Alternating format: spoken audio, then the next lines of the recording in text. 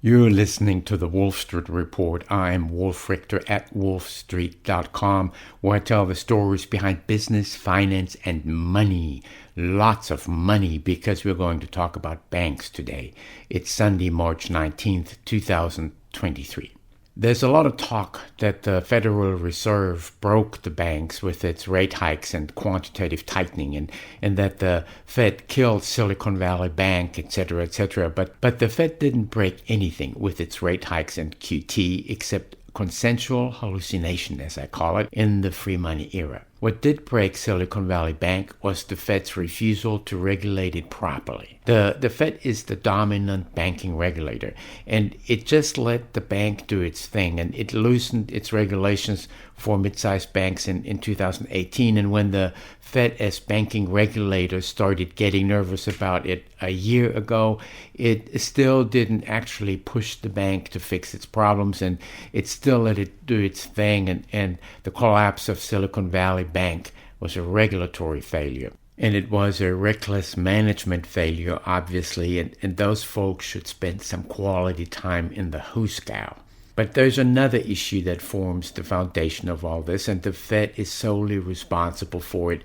The 14 years of free money policies by the Fed. From what we know now, free money is like a virus that turns brains to mush. The Fed has broken all kinds of things with its interest rate repression and money printing that have created this era of free money. The biggest thing it has broken, and this is a huge thing, is price stability. After 40 years of relatively calm inflation, we now have raging inflation, and this inflation has moved from goods to services, and services is nearly 2/3 of consumer spending, and inflation is now raging in services at the worst pace in 40 years, and in services is where inflation is very difficult to eradicate. Way too late. The Fed is now trying to actually fix this huge thing, the price stability that it has broken. You can get all my inflation articles and lots of inflation charts on my site, WOLFSTREET.com, including the charts that show the spiking inflation in services. So check out my site. It's free, no paywall, no sign up, and lots of comments. Just come to WOLFSTREET.com. So we got this huge mess of heavy breathing inflation that the Fed has been trying to address over the past 12 months, and after having fallen at least a year behind. The Fed has been addressing this inflation with rate hikes and quantitative tightening. So that's the end of free money.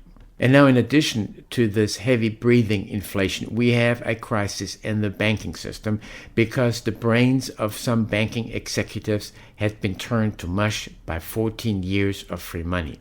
And when I say free money with regards to banks, I mean it literally. Since 2008, banks have been borrowing from depositors at 0% interest or near 0% interest. Even today, even as some banks are trying to attract more deposits by offering higher interest rates, even today when the Fed's short-term rates are at near 5%, the average interest rate on savings accounts is still only 0.4%. Even today, 0.4%.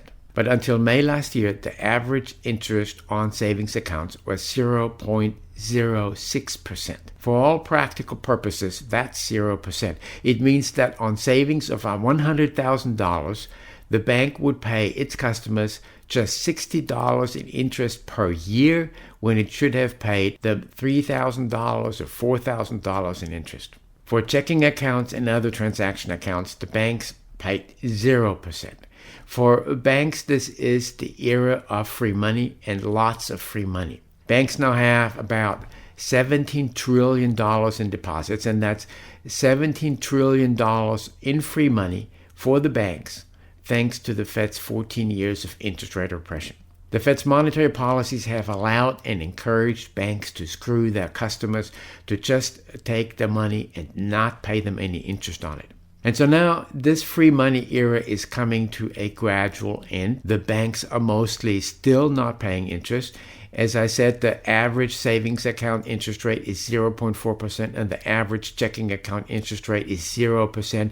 But gradually banks are having to offer higher rates, or else customers might yank the money out and go to Treasury securities or something else. And suddenly some banks get in trouble. Banks got in trouble because a bunch of these genius bankers could not even imagine life without free money, and they recklessly refused to prepare for the end of free money, and they made an awful mess.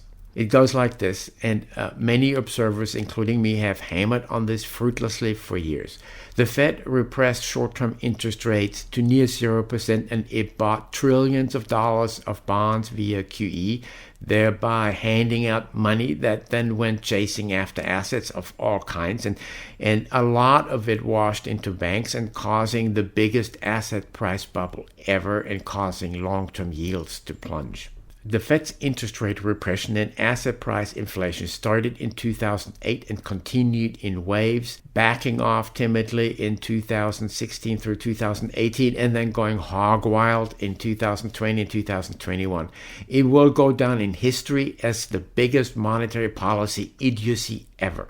Enough of the decision makers at banks, but obviously not that many of them, believed that money would always be free, and they believed that even if money is briefly less free, it would soon be free again. Enough of them based their banking decisions on these beliefs. Free money is like a virus that turns human brains to mush. The Fed gave them 2 years to address these issues at their banks. As inflation was surging in early 2021, the Fed refused to hike rates, but other central banks could figure out what was coming from the Fed, and they started to front-run the Fed to protect their currencies from the moment when the Fed would start hiking rates. And among them are the central banks of Brazil and Mexico that, starting in the spring of 2021, implemented monster rate hikes. They saw what the Fed would do, and they front-ran the Fed to protect their currencies, and it worked, and the currencies of Brazil and Mexico fared very well against the dollar. Only a bunch of genius bankers in the United States didn't get it because they didn't want to get it because their brains had been turned to mush by free money, and they were thinking about bonuses and stock compensation and pumping up stock prices. Just look at the stock charts of these banks. For example, SVB Financial, which owns Silicon Valley Bank, well, its stock price tripled in 2 years to $750 a share before it collapsed. I posted some amazing charts on my site, WOLFSTREET.com. When you look at these charts, you instinctively understand the term consensual hallucination. With all this going on for SVB and some other banks, preparing for the end of free money just wasn't possible because it might have put a damper on the run-up in the stock price. I've written a bunch of articles about SVB Financial starting in the summer last year when I started making parallels to the dot-com bust. Silicon Valley Bank survived the dot-com bust. It didn't survive this bust. Then the Fed indicated in the fall of 2021 that it would hike rates. And then it did hike rates in early 2022, and then faster in mid-2022 as inflation was blowing out. And these highly paid geniuses still didn't prepare for higher rates. Some of these bank managers just blew off raging inflation, and they blew off the Fed, and they believed in the free money forever mantra, and they refused to hedge the interest rate risk, and they refused to unload their treasury securities and their mortgage-backed securities that would decline in market price as long-term rates would go up. Everyone knows this. It's not a secret. It's one of the fundamental principles you learn in Finance 101 in grade school or whatever, and those bankers knew that too, but they refused to act because their brains had turned to mush. Throughout the rate hike cycle, long-term treasury yields were below the short-term treasury yields. They were lower because banks and other big holders thought that this was just a transitory move or whatever, and they kept these securities and bought these securities instead of unloading them. They could have just unloaded these long-term securities in 2021 and early in 2022 without losses or without big losses. And when rates started rising, these geniuses believed in the Fed pivot that was being mongered on Wall Street and in the media, and they still refused to hedge the interest rate risk and unload these securities at much smaller losses than now. What they did was a stock pumping scheme, and they were busy paying themselves big bonuses and stock compensation packages, and they were busy selling their own stock holdings and getting richer. Hedging interest rate risk, meaning hedging the risk that interest rates rise in the future, is a fundamental thing that banks do. So when interest rates rise, their long-term fixed-rate loans, such as mortgages or industrial loans, and their holdings of long-term securities, they all would lose value. But banks would also make money on their hedges, and it would balance out to some extent. But hedging is not free. It would have reduced their income during the free money era, and so Silicon Valley Bank didn't hedge at all its interest rate risk. That was a management recklessness. At the same time, banks ripped off their depositors by paying them 0% or near 0% in interest while gorging on long-term securities with yields of 2% or thereabouts, making money on the spread, and they figured that they'd always have access to this free money from their depositors. When I say free money turns brains to mush, I mean it literally for some bankers.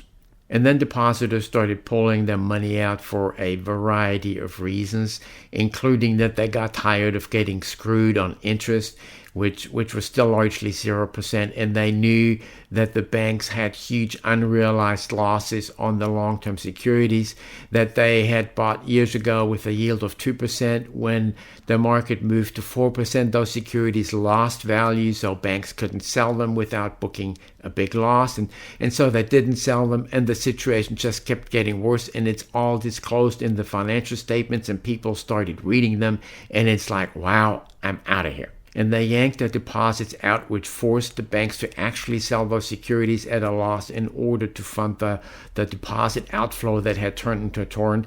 And it all spiraled into a huge mess. 2 of these banks collapsed. A few others are on the verge of collapse, and the Fed and the FDIC are now propping them up. These geniuses that run or ran these banks need to spend some quality time in the hoosegow. But the Fed's rate hikes and QT didn't break anything except consensual hallucination, which was the standard condition during the free money era. And that's a good thing. Higher interest rates and QT have been observed in the wild to reverse the process of brains having turned to mush. And that's a good thing too. I'm Wolf Richter at WOLFSTREET.com, where I tell the stories behind business, finance, and money. Thank you for listening to the Wall Street Report.